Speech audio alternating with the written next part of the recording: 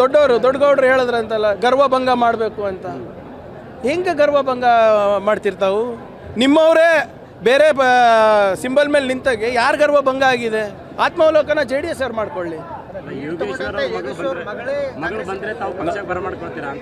ಏನು ಅವ್ರು ಬಂದಿದ್ದಾರೆ ಅದ್ರ ಬಗ್ಗೆ ನನಗೆ ಗೊತ್ತಿಲ್ಲ. ಬಂದಿದ್ದಾರೆ ಅಂತ ನಾನು ಭಾವಿಸ್ತಾ ಇದ್ದೀನಿ, ಯಾಕಂದರೆ ನಿನ್ನೆ ಸ್ಟೇಟ್ಮೆಂಟ್ ಏನೋ ನೋಡ್ದಂಗಿತ್ತು. ಬಟ್ ಅದ್ರ ಸಂಪೂರ್ಣ ಮಾಹಿತಿ ನನಗಿಲ್ಲ. ಬಿಜೆಪಿಗೆ ಮೈತ್ರಿಯಿಂದ ಸಂಪೂರ್ಣ ಬಲ ಬಂದಿದೆ. ಹೀಗಾಗಿ ಈ ಚುನಾವಣೆ ನೋಡಿ, ಮೈತ್ರಿ ಕಂಪ್ಲೀಟ್ ಕಾಂಗ್ರೆಸ್ ಅನ್ನು ಸರ್ವನಾಶ ಮಾಡ್ತೀವಿ ಅಂತ ಯಡಿಯೂರಪ್ಪ ಹೇಳ್ತಾರೆ. ಯಡಿಯೂರಪ್ಪ ಅವ್ರು ಫಸ್ಟ್ ಶಿವಮೊಗ್ಗದಲ್ಲಿ ಸರ್ವನಾಶ ಆಗ್ಲಾರ್ದಂಗೆ ನೋಡ್ಕೊಳ್ಳಿ ಅಷ್ಟೇ. ಅವ್ರ ಮಗನ ಫ್ಯೂಚರ್ ನೋಡ್ಕೊಳ್ಳಿ. ವಿಜೇಂದ್ರ ಬಗ್ಗೆ ಆಗಲೇ ಯಾರು ಹೇಳಿರೋದು? ಯತ್ನಾಳ್ ಅವರು, ಈಶ್ವರಪ್ಪ ಅವರು ಏನಂತ, ಚುನಾವಣೆ ಆದಮೇಲೆ ಕಾಂಗ್ರೆಸ್ ಸರ್ವನಾಶ ಆಗೋದು ಬಿಟ್ಬಿಡಿ, ಇವರೇನು ಹೇಳ್ತಾ ಇದ್ದಾರೆ, ವಿಜೇಂದ್ರ ಅವರೇ ಇರೋದಿಲ್ಲ ಅಧ್ಯಕ್ಷರಾಗಿ ಅಂತ. ಅದು ಗಟ್ಟಿ ಮಾಡ್ಕೊಳ್ಳಿ ಫಸ್ಟು. ಅವ್ರ ಪಕ್ಷದ ವಿಷಯಗಳು ಗಟ್ಟಿ ಮಾಡ್ಕೊಳ್ಳಿ, ಅದಾದಮೇಲೆ ಮಿಕ್ಕಿದ್ದು. ಇವತ್ತು ಯಾರೂ ಕೂಡ ಯಡಿಯೂರಪ್ಪ ಅವರ ಮಾತು ಕೇಳೋ ಪರಿಸ್ಥಿತಿನಲ್ಲಿ ಇಲ್ಲ.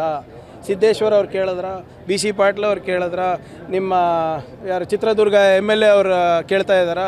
ದಾವಣಗೆರೆನಲ್ಲಿ ನಡೀತಾ ಇದೆಯಾ? ಶಿವಮೊಗ್ಗದಲ್ಲಿ ನಡೀತಾ ಇದೆಯೇನ್ರಿ? ವಿಶ್ವನಾಥ್ ಅವ್ರು ಕೇಳ್ತಾ ಇದ್ದಾರಾ? ಕಾರಜೋಳ್ಗೆ ಹೋಗ್ಬೇಕಂತ ಘೋಷಣೆಗಳಿದೆ, ಶೋಭಾಗೆ ಹೋಗ್ಬೇಕಂತ ಘೋಷಣೆಗಳಿದೆ. ಇದಕ್ಕೆಲ್ಲ ಉತ್ತರ ಕೊಡಲಿ. ಅವ್ರು ಕಾಂಗ್ರೆಸ್ನಲ್ಲಿ ಏನು ಮಾಡ್ತಾಯಿದ್ರೆ, ನಮ್ಮ ಮನೇಲಿ ಯಾವ ಅಡುಗೆ ಮಾಡ್ತಾಯಿದ್ರೆ, ಯಾರು ಊಟ ಮಾಡ್ತಾಯಿದ್ರೆ ತೊಗೊಂಡು ಅವ್ರಿಗೇನು ಮಾಡೋದಿದೆ? ಫಸ್ಟ್ ಅವ್ರದ್ದು ಮನೆಯಲ್ಲಿ ಏನು ನಡೀತಾ ಇದೆ, ಅವರ ಮಗನ ನಾಯಕತ್ವದಲ್ಲಿ ಏನು ನಡೀತಾ ಇದೆ ಅದು ಫಸ್ಟ್ ಹೇಳಬೇಡಿ. ಸಾಕಾಗಿದೆ.